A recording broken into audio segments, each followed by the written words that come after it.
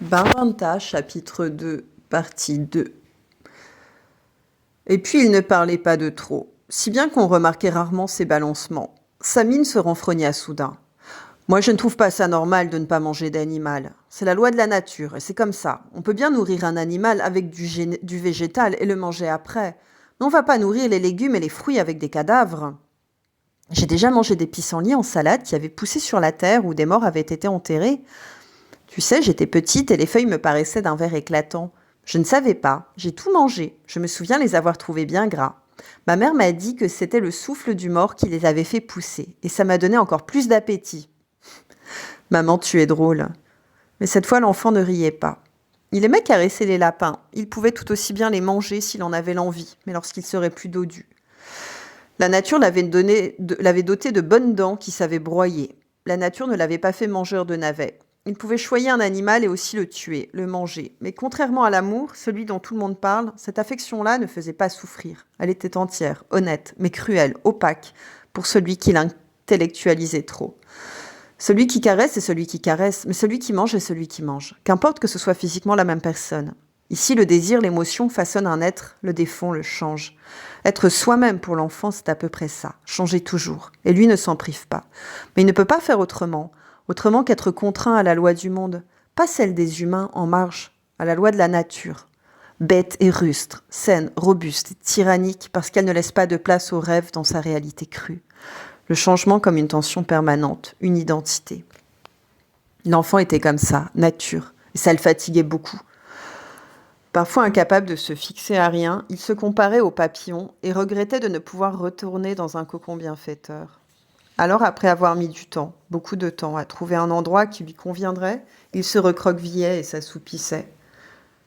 Et lui, tu sais, maman, lui, il ne fumait pas. C'est vrai, lui, il ne fumait pas parce qu'il savait. Il savait des choses, beaucoup de choses.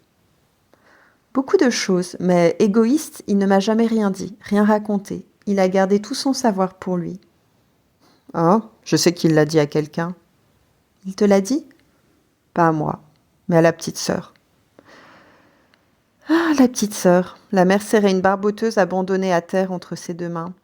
Elle était trop petite, c'est sûrement ça qui l'a tuée. Elle était bien trop petite. Il lui a dit tous les dangers du monde d'un coup. Il lui a dit car même si elle était petite, il savait qu'elle pouvait comprendre. Et hélas, la pauvre, elle a compris et elle est bien vite repartie. Je ne la plains pas, je la déteste quand je pense à ça. On n'est pas jaloux des morts, c'est mauvais. Moi si, même en rêve, je l'attends, et jamais elle ne revient pour tout me répéter. Pourtant, elle sait que je suis solide. Elle était égoïste comme lui. Ils sont partis tous les deux, adieu. Adieu, adieu, mon fils. Ça ne sert à rien d'être aigre. Chacun a ses raisons pour laisser les autres. Peut-être que j'aimais trop, que j'emprisonnais mes amours dans des barboteuses, dans des attentes. Moi, je suis assez fort pour prendre ton amour, pour t'en redonner aussi. Elle l'embrassa sur le sommet du crâne. Le fils partirait à Barbanta dans quelques jours, comme ça, juste pour voir. Peut-être pour chercher aussi un peu. Il devait aller voir le collège, voir si ça lui plairait d'aller là-bas, de s'instruire encore quelques années, puis de choisir un métier. Elle posa son tricot. Ça faisait 7 ans qu'elle tricotait. 7 ans depuis la mort de la petite. Elle ne pouvait tricoter que des barboteuses. Elle tricotait des barboteuses comme des lapins font des petits. Ampel voulait amener tout ça à Barbanta pour les vendre. Elle ne s'y opposait pas, mais elle prenait un drôle d'air lorsqu'il lui en parlait. Il oublierait certainement cette idée. Il n'était pas très têtu. Les courants d'air de sa tête lui faisaient tout de même la mémoire, lui laissaient tout de même la mémoire et il savait parfois être rancunier. Mais les idées meubles s'échappaient, probablement vers d'autres boîtes crâniennes, perturbées qu'elles étaient par l'agitation intérieure du garçon. Ton père savait bien que tu serais veillé sur moi. Ça m'étonnerait, vraiment. Il n'avait pas confiance en moi. Peut-être avait-il raison. Je n'ai pas été capable de t'éloigner de ça. Il désignait le paquet de cigarettes qu'elle s'empressa de remettre dans sa poche. Les cigarettes, sa faute. Elle s'enivrait de cette culpabilité. Elle se plaisait à être fautive. Il faut toujours un coupable à tout. Groseille était morte et ce n'était de la faute de personne.